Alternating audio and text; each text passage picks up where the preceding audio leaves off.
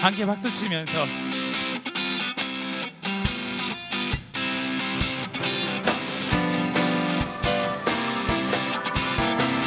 함께 찬양하세 찬양하세 함께 소리 높여 찬양 드리세 찬양하세 찬양하세 찬양하세 찬양하세 소리 높여 찬양 드리세 찬양받기에 찬양받기에 합당하신 주님 언제나 동일하신 주 무릎 꿇고서 주 이름 외치세 예수 나의 왕 예수 나의 왕 예수 나의 왕 아멘 찬양받기에 찬양받기에 합당하신 주님 언제나 동일하신 주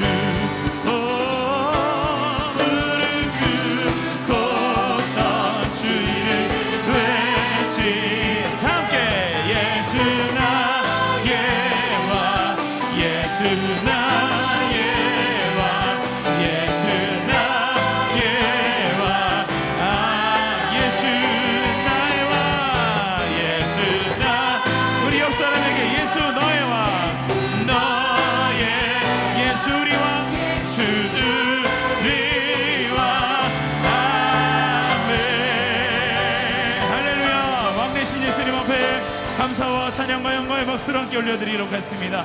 아멘. 함께 박수 치면서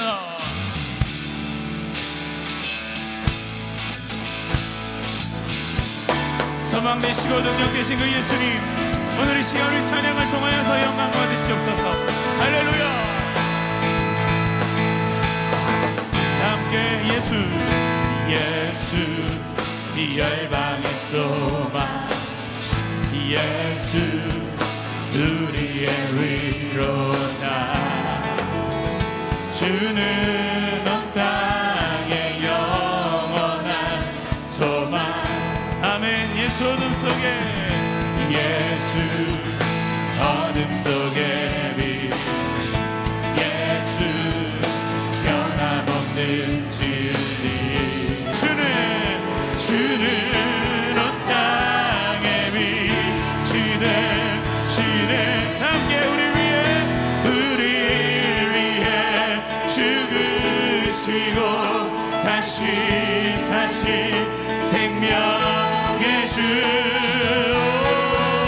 주님만이 소망이요 변함없는 반석이라 주님만이 온 세상을 비추시네 또 죽음에서 부활하신 우리 구주 평강의 왕 주를 믿는 모든 자의 소망 되신 함께 주를 믿네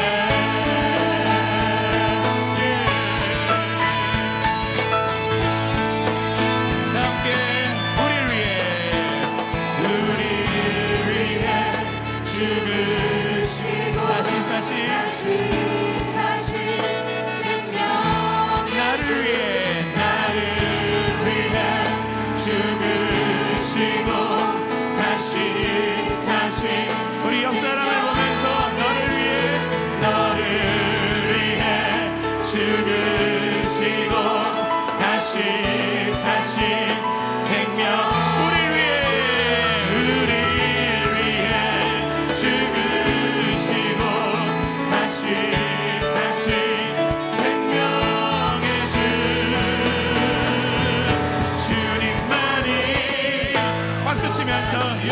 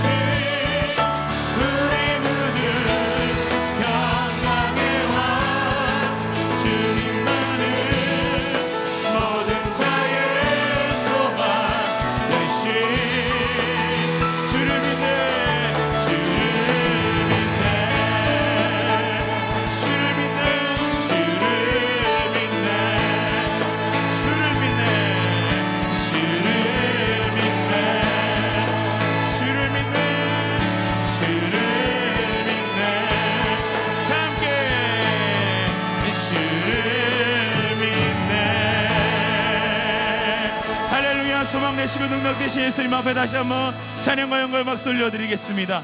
아멘.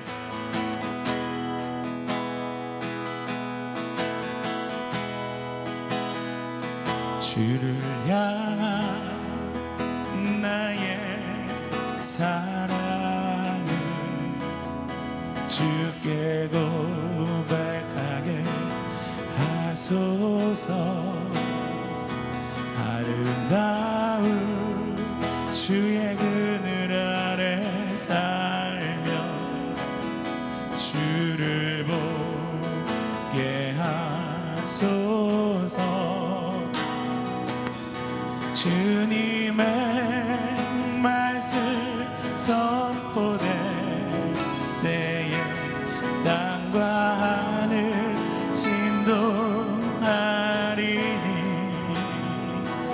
나의 사랑 고백하리라. 나의 구주 나의 친구. 주를 향한 나의 사랑을 주께 고백하게 하소서. 아름다운 주의 그늘 아래 살며 주를 보게 하소서. 주님의 말씀 선포될 때에 땅과 하늘 진동하리니 나의 사랑 고백하리라. 나의 구주 나의 친구. 부드러운 주의 속삭임 부드러운 주의 속삭임 나의 이름을 부르시네.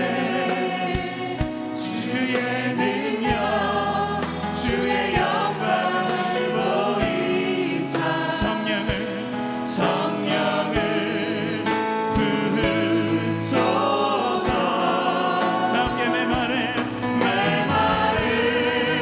곳 거룩해지도록 내가 주를 찾게 하소서. 내 모든 것 주께 드리리. 나의 구주. 함께 오른손을 높이 들고 목소리 높여서 온 마음으로 주를 바라. 나의 사랑 고백하리라. 나의 사랑 고백하리라. 나를 향한 주님의 그 크신 사랑 간절히 알기 원합니다. 간절히 알기 원해. 주의 은혜로 용서하시고 나를 자녀 삼아 주셨네. 나의 사랑 고백하리라. 나의 구주 나의 다시 한번 나의 사랑 고백하리라. 나의 사랑 고백하리라. 나의 구주 나의 친구.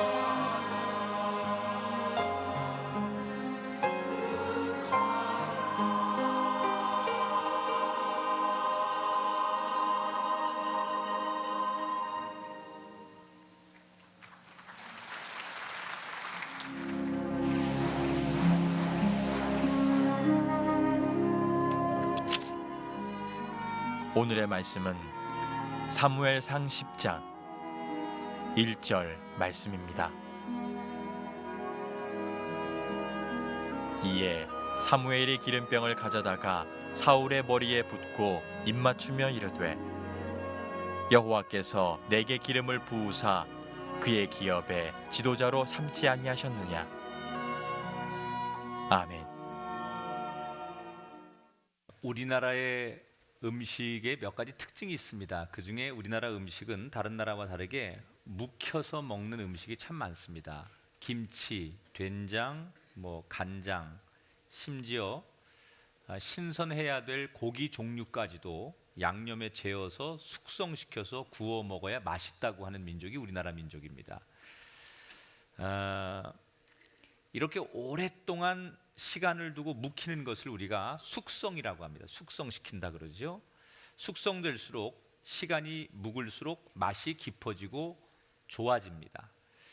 그런데 가만히 숙성의 과정을 보면 참 오묘하죠. 원래 음식이라는 것은 오래 보관하면 썩게 돼 있습니다.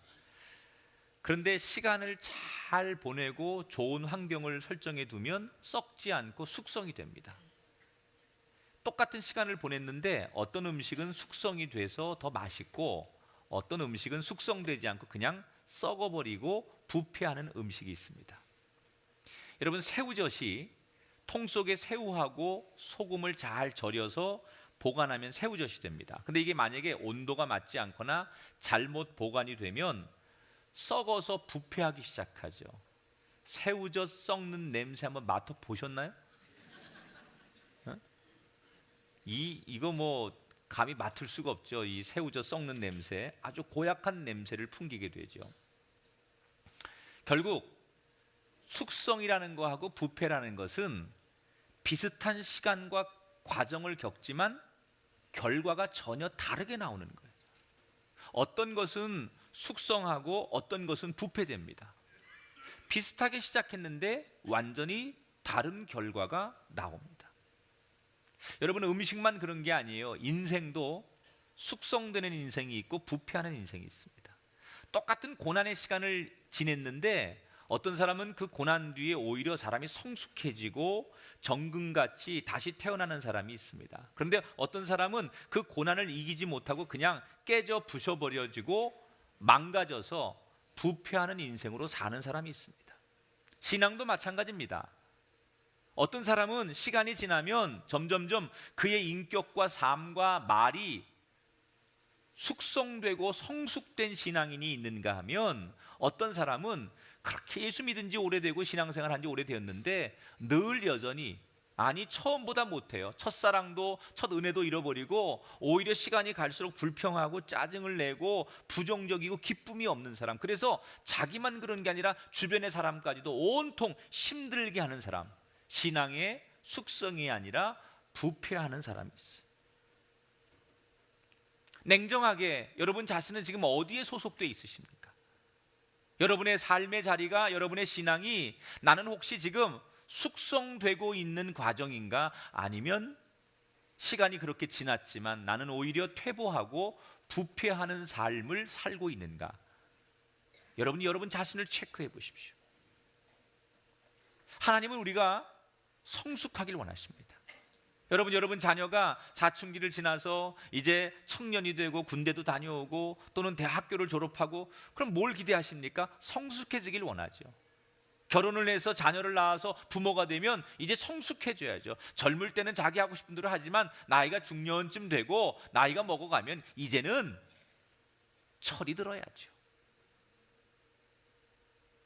나이 50이 돼서도 아직도 철 못 들어서 사는 사람이 여기 8명 앉아 있어요.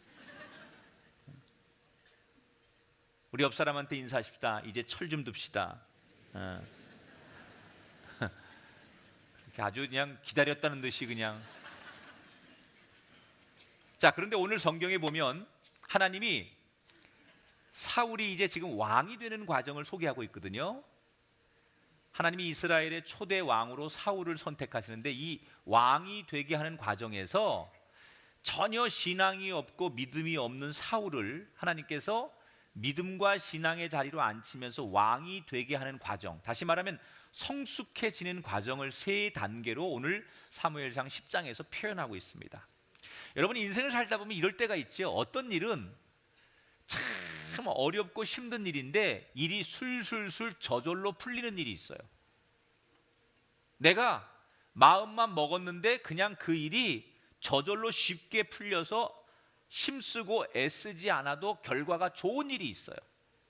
그런데 어떤 일은 내가 그렇게 애쓰고 노력했는데도, 저 최선을 다했는데도, 심지어 내가 가지고 있는 재능보다 몇 배로 노력을 다했는데도 좀처럼 일이 진행되지 않고 좋은 결과가 나오지 않을 때가 있어요.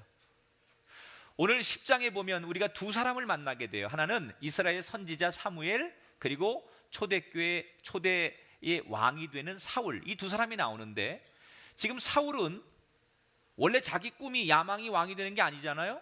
지금 사울에게 가정에 어떤 문제가 하나 생겼어요. 어떤 문제입니까?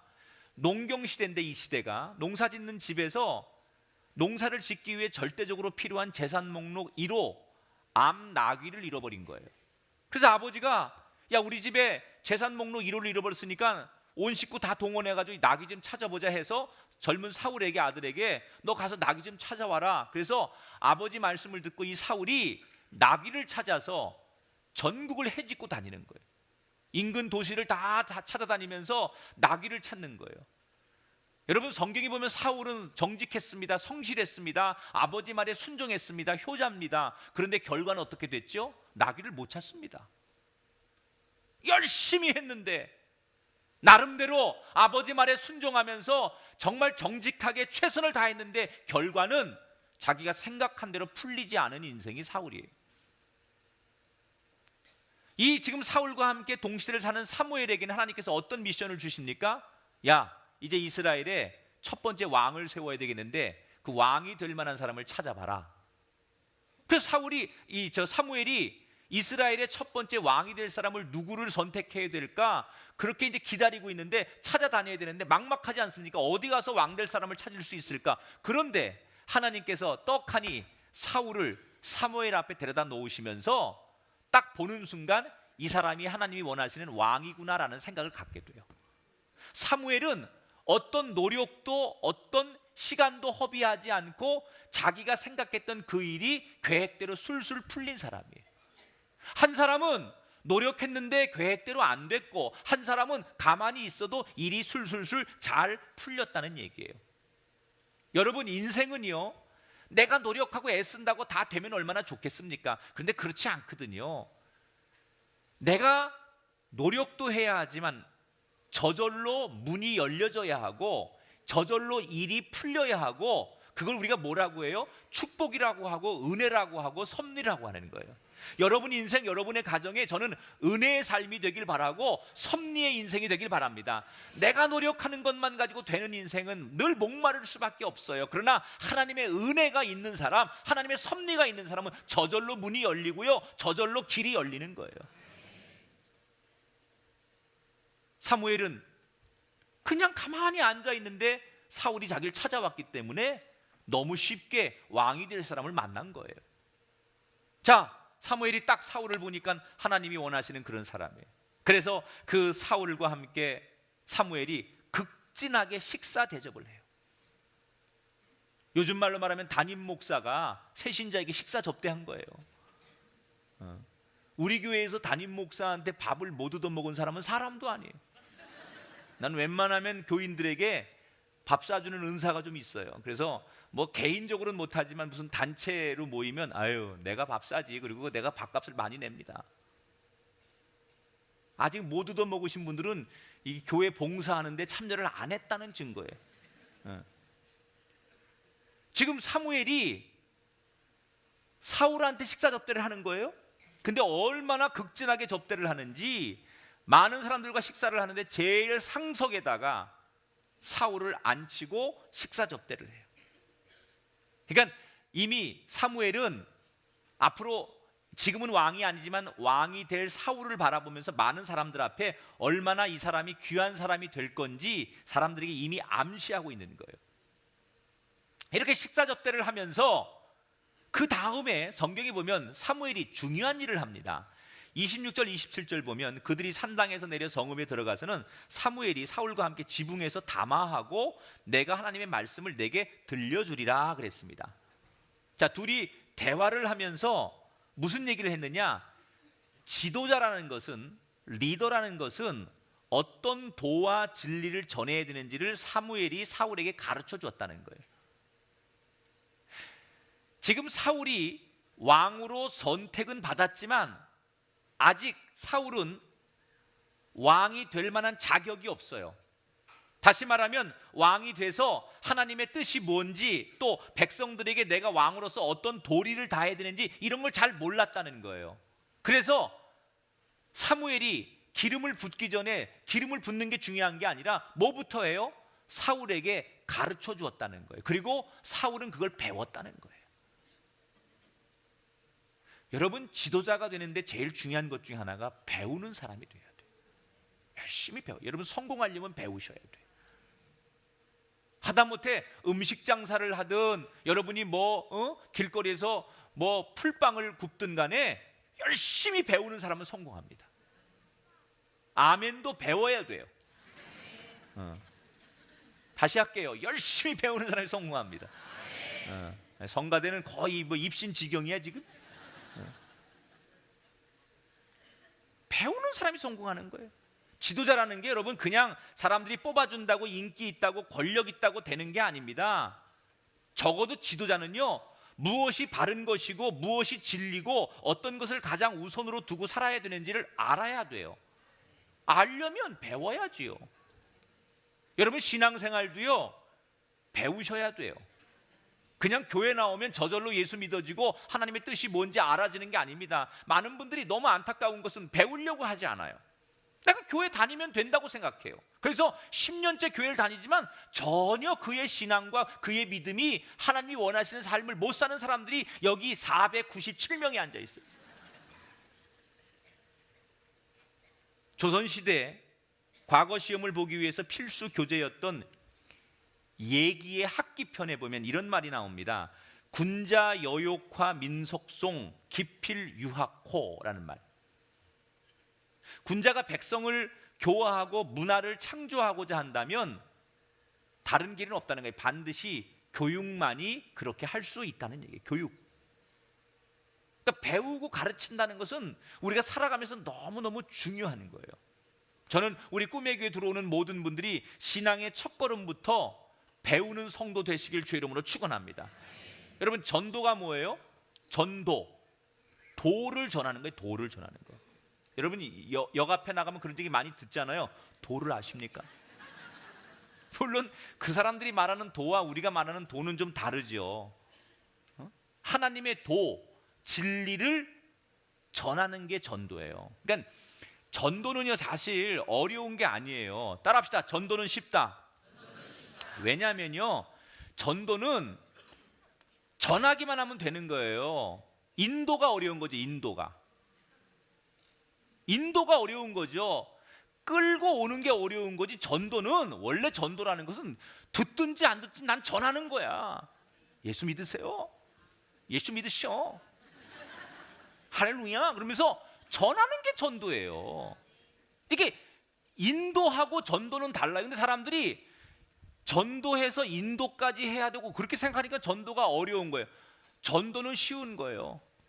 그러니까 전도는 누구나 할 수 있어요. 나가서 전하기만 하면 돼요. 인도하는 건 여러분의 몫이 아니라고 거기까지 생각하지 말고, 물론 인도까지 할 수 있으면 더 좋겠지만 그게 아니라면 전도만 하시면 돼요. 나가서 늘 그냥 여러분 직장에 가서 이웃에게 누구든지 만나는 사람마다 저희 교회 한 번만 나와보세요. 저희 예배 한 번 참석해보세요. 예수 믿으세요. 꿈의 교회 아세요? 그리고 그냥 전하면 그게 전도예요. 이걸 못해요? 전도는 쉬운 거예요. 여러분 모두 일상 속에서 하나님의 진리를 전할 수 있는 전도자가 되기를 주의 이름으로 축원합니다. 이렇게 잘 가르쳐 준 다음에 비로소 사무엘이 사울에게 기름을 부어요. 자, 1절에 보니까 사무엘이 기름병을 가져다가 사울의 머리에 붓고 입맞추며 이르되 그랬어요. 저는 이 성경을 보면서 참 우리가 하나님 만난 거는 우리가 정말 교회 다니는 건 수지 맞은 거다 이 생각이 들어요. 왜 그러느냐? 지금 사울의 생각에 가장 자기 마음의 우선순위, 자기의 소원은 뭔 줄 알아요? 다른 거 없어요. 잃어버린 나귀를 찾는 것밖에 생각이 없어요.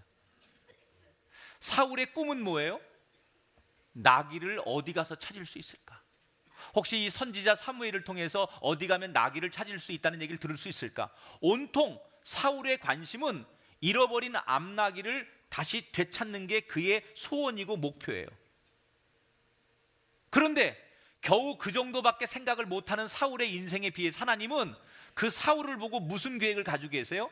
이스라엘의 왕으로 삼아서 블레셋의 고통으로부터 이스라엘을 완전히 해방시켜주고 자유하게 해주겠다는 상상도, 자기 자신이 사울이 상상도 못한 일을 하나님은 계획하고 계세요. 차원이 다른 거예요. 하나님 생각하고 사람의 생각은 차원이 다른 거예요. 기껏해야 사울은 이 나귀를 빨리 찾아가지고 이거 새끼를 낳아서 번식시켜가지고 이거 시장에 갖다 팔아가지고 수익을 올려가지고 또 이렇게 재투자해가지고 돈을 벌고 잘 살아야지. 그게 사울의 생각이에요. 그런데 하나님의 생각은 뭐예요? 완전히 그 생각, 상상도 못하는 생각을 해. 그 암나귀 몇 마리 정도가 아니라 그를 왕같은 제사장, 거룩한 나라의 족속으로, 이스라엘의 왕으로, 하나님이 쓰시는 최고의 사람으로 하나님은 이미 그 사울을 향해 계획하고 계셨다는 거예요. 여러분, 이게 사울의 인생만 그런 게 아니에요. 누구든지 하나님 앞에 부름받아 나온 모든 사람은 하나님이 다 이런 생각을 가지고 계시다는 거예요. 여러분 한 사람 한 사람에게, 여러분 자녀들에게, 여러분 남편에게 지금은 보잘것없고 아무것도 아닌 것 같지만 여러분이 생각지도 못한 꿈을, 그 계획을 하나님은 여러분의 가정과 자녀와 인생을 통해 계획하시는 분이라는 거예요. 그래서 우리가 하나님 만나면 수지 맞는다는 거예요. 왜? 하나님을 만나면 하나님이 나에 대해서 어떤 생각을 하고 계신지를 알게 되기 때문에. 하나님을 만나기 전까지는 몰라요. 하나님이 나한테 무슨 계획이 있으신지, 내 인생을 어떻게 준비하고 계신지 몰라요. 기껏해야 내가 내 머릿속에 계획하고 상상하는 것은 돈 많이 벌고 출세하고 내 자녀들 좋은 대학 가서 좋은 데 취직하고 좋은 배우자 만나 잘 사는 거, 이게 고작 우리의 꿈이에요. 우리가 생각할 수 있는 전부예요. 근데 하나님은 우리가 이렇게 생각하는 것을 훨씬 뛰어넘어서 더 크고 놀라운 계획을 가지고 계시다는 거예요.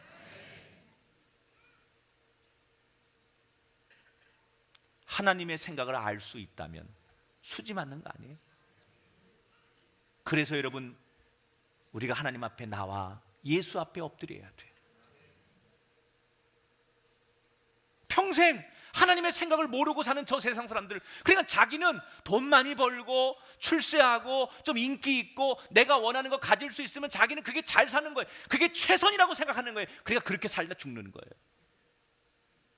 그런데 하나님 앞에 나오면 그 정도가 아니라 하나님이 암나귀 몇 마리 가지고 장사해서 어떻게 하면 잘 살까, 이 정도의 생각에는 완전히 차원이 다른 거예요. 차원이. 자녀들이 예언을 하고 젊은이들이 꿈을 꾸고 아비들이 환상을 보는 이 놀라운 세계가 하나님을 통해서 이루어진다는 거예요. 오늘 여러분의 삶을 그렇게 계획하신 하나님 앞에 하나님의 놀라운 계획과 비전을 바라보게 되기를 주의 이름으로 축원합니다. 우리가 하나님 만나기 전까지는 자기를 학대하죠. 나는 열등하고, 나는 아무것도 못하고, 나는 실패자고, 나는 능력이 없고, 나는 미래가 없어.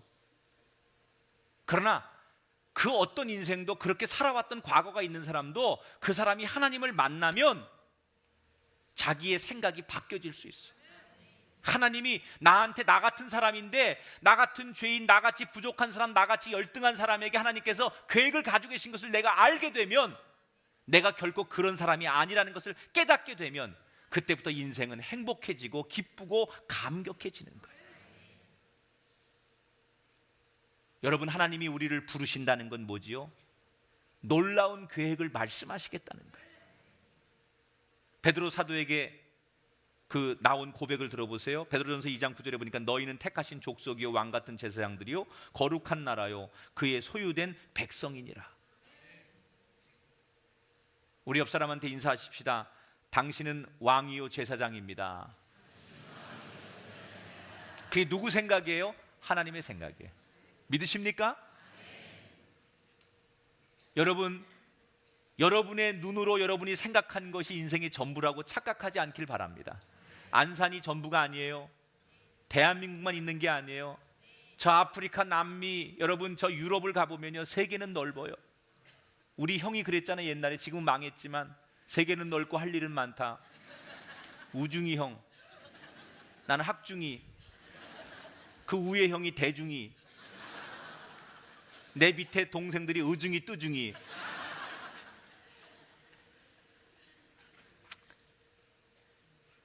여기가 전부가 아니에요. 보이는 게 전부가 아니에요. 보이지 않는 하나님의 세계를 볼 수 있는 사람, 여러분 그런 눈이 열리게 되길 주의 이름으로 축원합니다.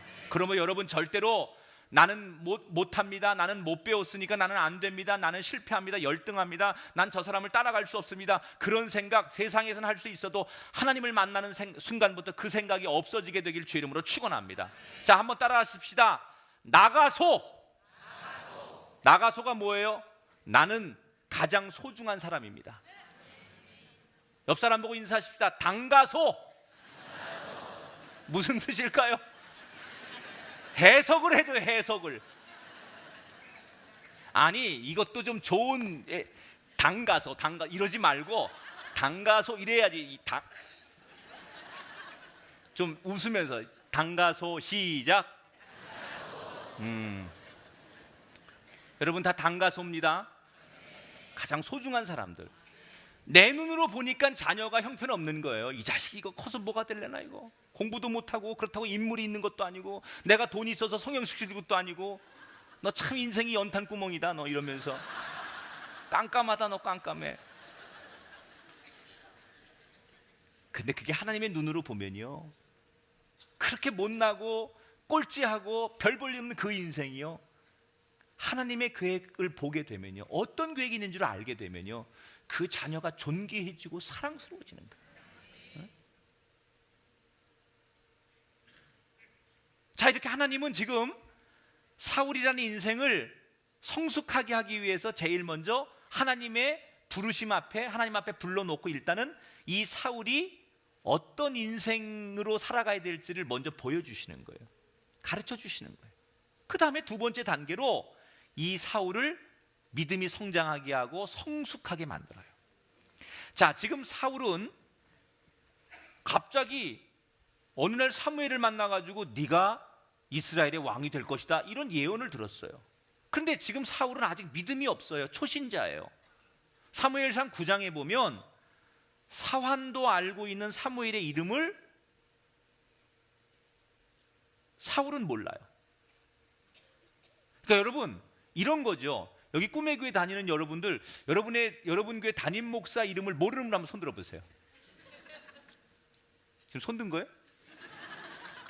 아니 있으면 내가 쫓아가가지고 너 내려와. 아니 여러분 우리 교회 다니면서 담임 목사님이 누군지 모르는 사람은 없잖아요. 응? 저 앞에서 설교하는 사람은 저 인간은 뭐냐? 이런 사람은 없지요. 제가 담임 목사인지 다 알죠. 그 당시에 사무엘을 모른다는 것은요, 사무엘을 몰랐다, 그 이름도 잘 몰랐다, 그건 뭘 말하는 거냐? 교회 안 다녔다는 얘기예요. 믿음이 전혀 없었다는 거예요, 사울이. 근데 하나님께서 믿음 없는 사울을 왕되게 하시려면 믿음이 생기게 만들어야 되잖아요. 그래서 이제 가르치는 거예요. 네가 왕이 되면 뭘 해야 되는데, 어떤 걸 배워야 되는데, 그래서 이 믿음 없는 사울에게 믿음의 확증을 지금 주기 위해 하나님께서 사무엘을 통해서 예언을 하시는 거예요. 어떤 예언을 하시느냐? 이제 사무엘이 사울에게 내가 앞으로 왕이 될 것인데 이렇게 해야 된다라고 가르친 다음에 일단은 집으로 돌아가라. 그런데 네가 집으로 돌아가는 길에 내가 세 가지 사건을 만나게 될 것이다. 가다가 네가 길에서 두 사람을 만날 거다. 근데 잘 모르는 두 사람이 너하고 마주치는데 그 사람들이 너한테 선생님 낙이 찾으시던 분이죠. 그 낙이 집으로 돌아갔습니다. 가보십시오. 이런 소리를 듣게 될 거다. 두 번째, 또 조금 더 가다 보면 이번에 세 사람을 만날 거다. 근데 이 세 사람이 떡덩어리 3개를 쥐고 가다가 널 보자마자 배고프죠? 그러면서 떡덩어리 2개를 너한테 줄 거다. 그리고 또 조금 길을 가다 보면 이번에는 더 많은 무리들을 만나게 될 텐데 그 사람들은 예배하는 게 너무 좋고 기뻐가지고 길에 뛰쳐나와가지고 찬송을 부르고 예언하는 그런 정말 광신자 같은 사람들을 네가 만나게 될 건데 네가 그 무리에 함께 들어가서 그 사람들과 함께 찬송을 하고 너도 예언하는 사람이 될 거다. 이렇게 사무엘이 사울에게 그런 일이 일어날 거라고 예언을 했어요. 사울이 지금 그런 얘기를 들으면서 귀로는 들리지만 이게 무슨 자다가 봉창 두들기는 소리야 지금. 뭔 소리인지를 알아들을 수가 없네. 뭐가 뭘 내가 2명을 만나고 3명을 만나고 이런 일이 생길 거라는데 사무엘이 얘기해 주는데 믿음이 없으니까 이게 뭔 소리인지 알아듣지를 못하는 거야. 여러분 표정하고 똑같아요 지금.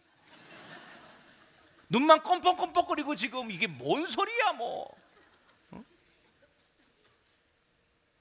그래서 사울이 그냥 건성건성 듣고 그리고 이제 사무엘이 자기를 환대해 줬으니까 인사를 하고 돌아가는 거예요 집으로. 근데 얼마를 가다 보니 진짜 사무엘이 얘기한 대로 2 사람을 딱 만나게 돼요. 근데 2 사람이 사울을 보자마자 반색하면서 선생님 낙이 찾아다니던 사람 아니에요?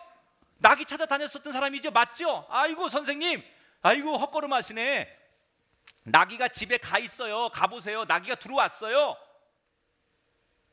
사무엘이 얼마 전에 자기한테 말한 그대로가 이루어지는 거예요. 야 이상하다. 그 사람 점쟁인가? 뭐 이러면서 가는데 이번에 또 3 사람이 딱 길에서 마주쳤는데 이 사람들이 갑자기 떡덩어리 3개를 들고 가다가 갑자기 사울을 만나더니 뭐라 그러냐. 선생님 보아하니 배가 고프신가 본데 이것 좀 드실래요? 그러면서 떡덩어리 2개를 사울에게 안겨주더라는 거예요. 자, 사무엘을 만나고 지금 사울이 돌아가는데 양식이 없었어요. 한참을 가야 되는데 집까지는 한참 가야 되는데 먹을 게 없었어요. 그래서 때가 됐는데 뭘 먹어야 되지? 배가 고픈데 어떻게 먹어야 되지? 걱정하고 있을 때예요. 그런데 사울이 길에서 만난 낯선 사람한테 갑자기 떡을 얻어서 먹게 됐다는 얘기예요. 그리고 3 번째 얘기한 대로 정말 조금 더 가다 보니 이번에 큰 무리가 나와서 길거리에서 찬송을 부르고 막 흥에 겨워서 예언을 하는 그런 무리들을, 신앙의 무리들을 만났는데 결국 자기도 그 무리를 바라보다가 너무 흥에 겨워서 그 무리 속에 들어가서 예언을 하고 찬송하는 사람이 되었다는 거예요. 뭘 말하는 걸까요? 2 가지 여기에서 여러 가지 해석이 있지만 2 가지를 생각해 봐야 돼요. 첫째는 2명을 만나고 3명을 만나고 무리를 만나 점점 인원이 많아진다는 거예요. 앞으로 사울이 다스리고 관여될 사람들을 더 많이 만난다는 의미예요.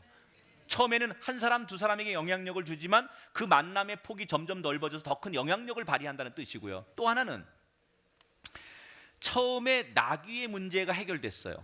지금 사울의 가장 갈급한 문제는 뭐예요? 나귀를 찾는 거예요. 뭐 다른 아무리 좋은 얘기 들려도 지금 들어오질 않아요. 오직 낙이 찾는 게 이 사울에겐 제일 급한데 가장 당면한 문제, 가장 우선순위의 문제를 하나님께서 첫 번째로 해결해 주셨다는 거예요. 여러분, 하나님 앞에 나오면 여러분이 어떤 현실의 문제와 아픔과 고통이 있어도 그 문제를 능히 해결하실 수 있는 분이 하나님이라는 사실을 오늘 말씀 속에서 말씀하시는 거예요. 여러분 질병을 가지고 계십니까? 경제적 문제가 있습니까? 인간관계의 감정의 골이 깊어졌습니까? 어떤 문제든지 하나님은 그 문제를 능히 지금 이 시간에 역사함으로 해결하시고 다스릴 수 있는 분임을 믿으시기 바랍니다. 오늘 예배 가운데 여러분 문제가 해결되시는 분이 나오게 되길 바랍니다. 이번 한 주간 이 말씀을 가슴에 품고 묵상하는 여러분의 인생 가운데 문제가 떠나가고 절망이 떠나가고 현실의 문제가 해결되는 기적이 일어나기를 주의 이름으로 축원합니다. 2 번째, 배가 고픈 사울에게 모르는 사람이 떡을 나눠줬다는 얘기는 뭐예요? 먹고 사는 의식주의 문제를 해결할 수 있는 분이라는 거예요. 여러분, 내가 걱정한다고 먹고 사는 게 아니에요. 하나님께서 도와주셔야만. 이스라엘 백성들이 광야를 갈 때 만나와 메추라기를 주신 건 뭐예요? 단순히 먹을 걸 주시는 거 아니에요. 너희들이 애쓰고 걱정하고 너희들이 무슨 뭐 농사 잘 짓고 좋은 땅에 있다고 너희들이 풍년이나 먹을 게 있는 게 아니라, 아무리 광야하고 아무리 삭막하고 아무리 열악한 환경일지라도 하나님이 함께 하시면 먹고 사는 문제 해결된다는 얘기예요. 여러분 힘으로 사업하지 마십시오. 여러분 힘으로 장사하지 마십시오. 여러분 힘으로 돈 벌지 마십시오. 아무리 불경기고 아무리 열악해도 하나님이 함께 하시면 광야에서도 먹을 것이 생기고 반석에서 샘물이 터지게 하실 수 있는 분이 하나님이라는 거예요. 우리의 힘으로 하려고 하지 말라는 거예요. 그런데 하나님께서 그렇게 당면한 제일 갈급한 문제 해결해 주시고 먹고 사는 문제 해결해 주시는 진짜 이유는 뭘까요? 세 번째예요. 믿음 없는 사울이 이렇게 예언을 통해서 하나님의 종이 예언한 대로 다 되는 거 보니까 정말 하나님은 대단하신 분이구나, 하나님 말씀을 거역할 수 없겠구나라는 것을 사울이 배우게 되는 거예요. 그런데 하나님은 단순히 사울에게 문제 해결해 주시고 먹고 사는 문제 해결해 주기 위해 존재하는 분이 아니에요. 진짜 하나님이 원하시는 것은 그런 과정을 통해서 세 번째, 사울이 변화되기를 원하시는 거예요. 여러분, 하나님이 우리에게 원하시는 게 뭘까요? 변화된 인생을 원하시는 거예요. 신앙은, 내가 예수 믿는 증거는 뭐냐? 변화되는 거예요. 변화. 6절을 보니까 내게는 여호와의 영이 크게 임하리니 너도 그들과 함께 예언을 하고 변하여 새 사람이 되리라. 신앙이 없던 사울이 가다가 즐겁게 예배하는 사람들을 만났어요. 그 우두커니 처음에는 이성적으로는 그 사람들 보면서 아유 저것들 정신 나간 사람들이야. 아니 하나님 믿는 게 좋으면 조용히 지들끼리 믿으면 되지. 길거리 나와가 저렇게 춤을 추고 노래를 부르고 이상한 얘기를 하고 예언을 하고 저 왜들 저래. 처음에는 이성적으로 그렇게 생각했을 거예요. 사울이. 나는 절대 저렇게 살지 말아야지. 예수를 믿어도 저렇게 요란스럽게 믿지 말아야지. 그게 그의 처음의 생각이었을 거예요. 그런데 그들을 가만히 보고 있다가 그들을 지켜보다가 그들이 너무나 행복해하고 그들의 에너지가 자기에게 느껴지면서 자기도 모르게 그들의 그 행복함 속에, 그들의 흥의 겨움 속에 자기가 빨려 들어가기 시작했다는 거예요. 이걸 뭐라고 하죠? 거룩한 전염이라고 해요.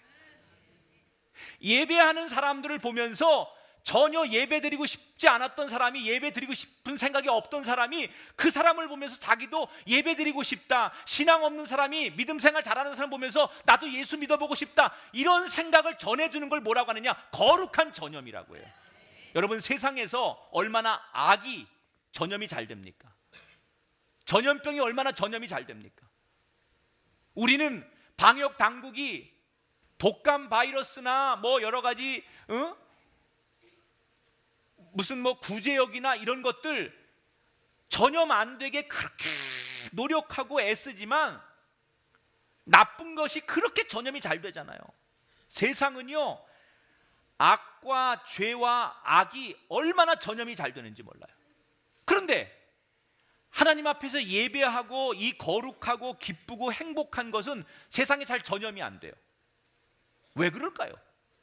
왜 세상은 나쁜 건 그렇게 잘 전염이 되고 유행이 빠른데 왜 정말 이렇게 하나님 앞에 예배하고 거룩하고 기쁘고 행복한 건 전염이 안 될까요? 이유는 다른 게 아니에요. 전하지 못해서 그래요. 우리는 진짜 행복함을 세상 사람들이 전하지 못할 뿐이고 악을 전하는 사람들은 신나서 그 악을 전하는 사람들이 많기 때문에 그래요.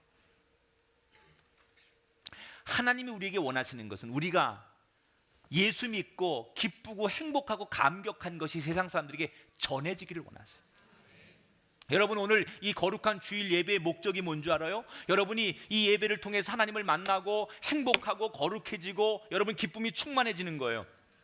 그리고 그 기쁨이 충만한 그 모습을 가지고 여러분이 교회 밖에 나가서 세상 사람들과 이웃들과 여러분이 만나는 친구들에게 아름다운 거룩한 전염이 여러분을 통해서 이루어지기를 원하시는 게 주님의 이 예배의 목적이라는 거예요.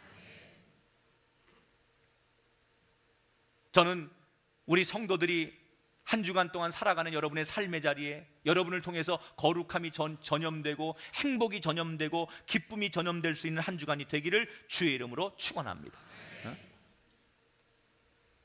자, 오늘 6절 끝에 보니까 그들과 함께 사울이 예언을 하고 변하여, 따라합시다, 새 사람이 되었다. 예수 믿는다는 가장 큰 증거가 뭘까요? 나 예수 믿어. 이거 어떻게 할까요? 말로, 성경책을 보여주면서, 우리 교회 교패를 보여주면서, 김학중 목사님하고 찍은 인증사진을 보여주면서 나 예수 믿는다, 이걸 우리가 증거할 수 있어요. 그러나 그건 다 아주 정말로 우스운 증거고요, 확실한 증거가 하나 있어요. 내가 예수 믿는다는 걸 뭘로 증거하냐? 말로 증거하는 게 아니에요. 내가 삶이 변한 것으로 하나님의 살아계심을 증명하는 거예요. 하나님의 살아계심을 우리가 어떤 이론과 논리로 증명하는 게 아니라, 어떤 기적으로 증명하는 게 아니라, 내 삶이 변화된 것을 보여줌으로, 이게 거룩한 전염이에요. 내 삶이 변화된 것을 누군가에게 보여줌으로 하나님은 살아계시구나, 예수님이 저와 함께하는구나, 성령이 저 속에 있구나라는 것을 사람들에게 증거해 준다는 거예요. 신앙의 최종적인 단계는 뭐느냐? 변화하는 거예요. 여러분, 교회에 오는 것으로 만족하시면 안 돼요. 내가 주일 예배를 드리고 교회에서 10년 정도 다녔더니 나한테 직분을 주더라, 이걸로 만족하시면 안 돼요. 궁극적인 자기를 체크하는 체크리스트 가운데 하나가 나는 변화되고 있는가. 예수 믿는 목적이 내가 교회라고 하는 종교단체에 속하는 데 있지 않습니다. 예수님을 내 안에 모시고 예수님으로 나를 채우고 새로워지는 거예요. 이걸 우리가 거듭남이라고 해요. 거듭나는 거, 새로워지는 거. 여러분, 어제와 다르게 오늘도 거듭나셔야 합니다. 이 예배를 통해서 새로워지셔야 합니다. 그게 진짜 예수 믿는 목적이고 궁극적인 목표가 돼야 돼요. 컴퓨터를 하다 보면 갑자기 화면이 느려지거나 멈춰지는 경우가 있어요. 왜 그러느냐? 너무 많은 프로그램이 움직여서 컴퓨터 두뇌인 CPU가 엉켜버릴 때, 그러면 그 컴퓨터 화면에 일명 블루 스크린이라고 해서 에러 화면이 뜹니다. 그럼 조금 시간이 지나면 이게 다시 정상으로 작동되겠지라고 생각해도 정상으로 돌아오지 않습니다. 저는 인생이 마치 블루 스크린처럼 때때로 한꺼번에 너무 많은 일들이 막 우리에게 겹치고 막 머리에 생각이 많아지고 내가 해야 될 일이 많아지다 보면 우리 삶이 이 컴퓨터의 에러처럼 우리가 이렇게 엉키고 설켜가지고 아무것도 더 이상 할 수 없는 이런 블루 스크린 같은 상태가 있다고 생각해요. 내 능력은 이건데 능력을 초과해서 일이 꼬여서 풀리지 않을 때, 여러분, 이때 이 블루 스크린이 왔을 때 컴퓨터가 할 수 있는 방법은 딱 한 가지밖에 없습니다. 리셋 버튼을 누르는 거예요. 처음부터 다시 시작하는 거예요. 리셋 버튼. 모든 프로그램이 처음부터 원점으로부터 다시 시작하는 거예요. 지금 컴퓨터가 꼬였습니다. 너무 많은 프로그램끼리 충돌이 돼서 컴퓨터 두뇌인 CPU가 엉켜버렸습니다. 어디서부터 이 문제를 풀어야 될지 모릅니다. 방법은 간단해요. 처음으로 다시 돌아가는 거예요. 원칙으로 돌아가는 거예요. 그러면 새로워지는 거예요. 하나님이 우리에게 이 예배를 통해 주시는 것도 바로 리셋이에요. 거듭나라는 거예요. 새롭게 시작하라는 거예요. 우리가 세상에서 죄로 인해 엉키고 설킨 이 풀리지 않는 불가능한 문제들을 우리가 해결하는 방법은 내 의지와 감정과 윤리로 되는 게 아니라 하나님 앞에 오늘 신앙으로 리셋시키는 거예요. 다시 하는 거예요. 말씀을 들으며 예배를 드리며 하나님, 내가 다시 시작하기를 원합니다. 오늘도 내가 내 문제를 바라보면서 하나님 앞에 다시 시작하기를 원합니다. 그럴 때 그 인생이 새로워지는 거예요. 오늘 이 예배 참석한 여러분 모두에게 변화의 축복이 시작될지어다. 말씀을 마칩니다. 제가 오늘 설교 첫 시간에 성숙과 부패를 여러분에게 얘기했어요. 동일한 시간과 조건이 주어지지만 어떤 사람들은 성숙한 신앙인이 됩니다. 성장하고 발전합니다. 새 사람이 됩니다. 그러나 어떤 사람들은 아무리 시간이 지나도 전혀 발전하지 않고 오히려 시간이 지날수록 부패하고 냄새나는 신앙이 있습니다. 이유는 숙성되지 않기 때문입니다. 하나님은 우리가 과거보다 성장하고 발전하여 새 사람 되길 원하십니다. 내 과거의 삶이 어찌됐든 간에 다 버리고 새로운 인생으로 새로운 거듭난 삶을 살기를 원하십니다. 이 발전은 지금 마지막 단계 사울에게 하나님의 영이 가득했던 것처럼 내 안에 하나님의 영이 가득할 때, 오늘도 우리 가정과 내가 살아가는 삶의 자리에 하나님의 영이 가득할 때, 예수님과 함께 할 때, 그때 가능한 일일 줄 믿습니다. 여러분, 썩으면 안 돼요. 시간이 지나면 썩습니다. 이제 더 이상 그러면 안 돼요. 성숙해지셔야 돼요. 숙성되셔야 돼요. 저분 예수 믿은 지 20년 됐다는데 내공이 나오네. 내공이 나와. 야, 장로님이 달래 장로님이 아니구나. 야, 저분 예수 믿은 지 오래되고 저렇게 장로가 되니까 내공이 나오시네. 내공이 나와. 이런 게 느껴져야지. 응? 저 사람 집사라는데 저거 잡사냐? 아무런 그 내공이 없는 거예요. 변화가 없으니까 사람들이 저 사람 집사라는데 교회에선 장로라고 부르는데 권사라고 부르는데 전혀 그렇게 느껴지지 않는, 부패하는 걸 보는 거죠. 숙성됨이 나요. 숙성. 마지막으로 아멘도 한번 숙성해서 해보세요. 할렐루야. 우리 모두 사울처럼 내 생각보다 더 크게 나를 계획하신 하나님의 손에 붙들려 시간이 갈수록 성장하고 성숙하고 숙성된 아름다운 삶의 주인공들이 되시기를 주님의 이름으로 간절히 축원합니다.